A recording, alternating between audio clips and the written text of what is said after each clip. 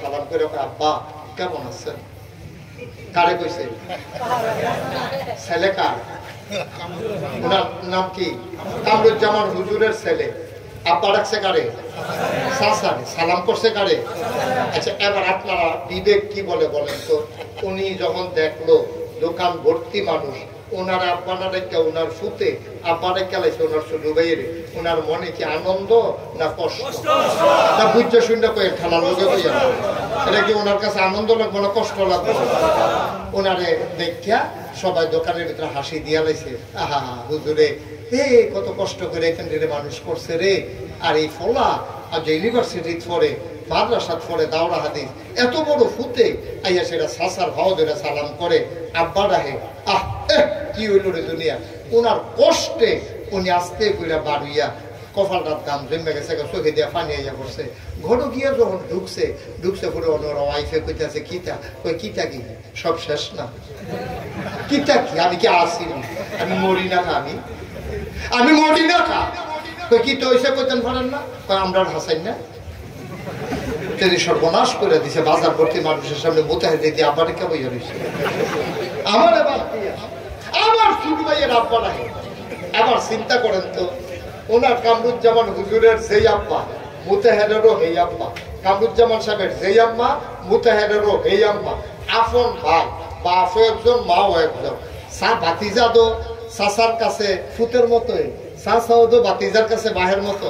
কিন্তু বাপেরে হালাইয়া চাচারে আব্বা ডাকলে যদি এইরকম লাগে, এবার পর যেই আল্লাহ আপনারে বানাইলো, যেই আল্লাহ আপনারে খাওয়াইলো, যেই আল্লাহ আপনারে বুঝ জ্ঞান দিল, আহল ফতার দিল, নদীর ভিতরে মাছ দিল, ওই নদীর কিনারও গাছ দিল, গাছের ভিতরে ফুল দিল, ফল দিল, নারিকেল গাছের মাথায় ডাব দিল, ডাবের ভিতরে শরবত দিল, জমিনে ফসল দিল, বাতাসে অক্সিজেন দিল, সব দিয়া যেই আল্লাহ আপনার তিল তিল কইরা মানুষ হিসাবে আশরাফুল মাখলুকাত ঘোষণা করলো, যদি কামরুজ্জামান হুজুরের ফুতে ওনার ছোট ভাই মুতাহেরে আব্বা রাখলে এরকম লাগে, এই আল্লাহ ফালাইয়া আপনি যখন মাজারে গিয়া সাজদা দেন, পীরের পায়ে গিয়া সাজদা দেন, আমার আল্লাহর কেমন লাগে? ঠিক কিনা?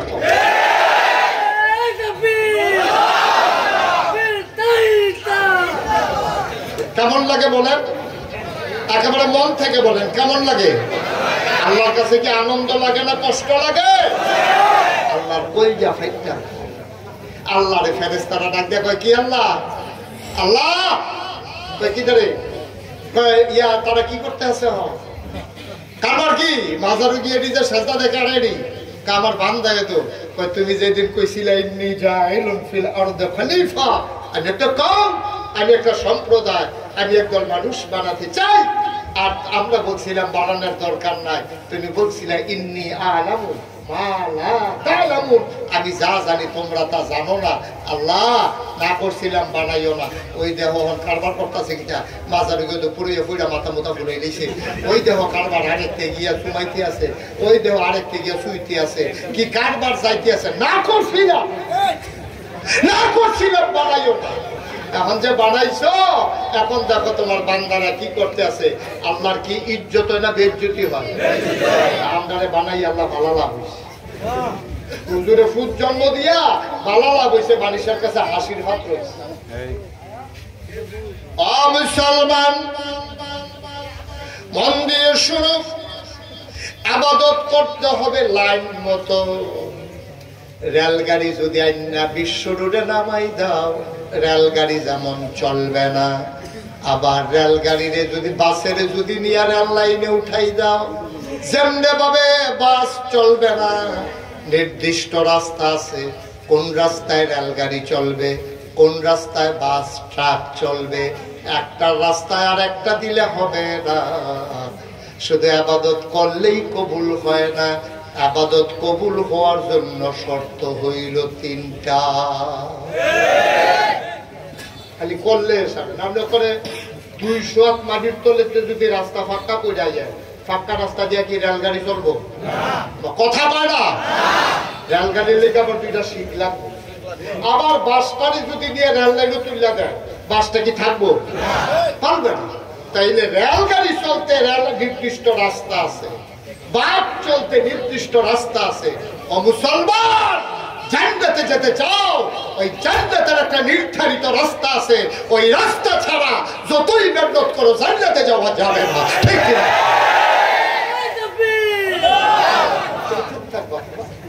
স্লোগান দিলে অন্য কেউ দিয়ে পরে দিয়ে নেই তো বুঝে না কোনটার পরে কোনটা বলা লাগে। পয়লারটা হিসেবে দ্বিতীয়টা থেকে দেখে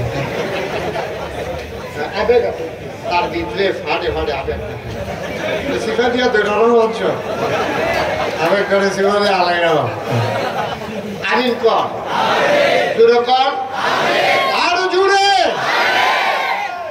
তাহলে রেলগাড়ির যেমন নির্ধারিত রাস্তা, বাসের যেমন নির্ধারিত রাস্তা, নৌকার যেমন নির্ধারিত রাস্তা, বিমানের যেমন নির্ধারিত রাস্তা, আমরা যারা জান্নাতে যেতে চাই তাদের জন্য একটা রাস্তা, যারা জাহান্নামে যেতে চায় তাদের জন্য আরেকটা রাস্তা। ঠিক কিনা?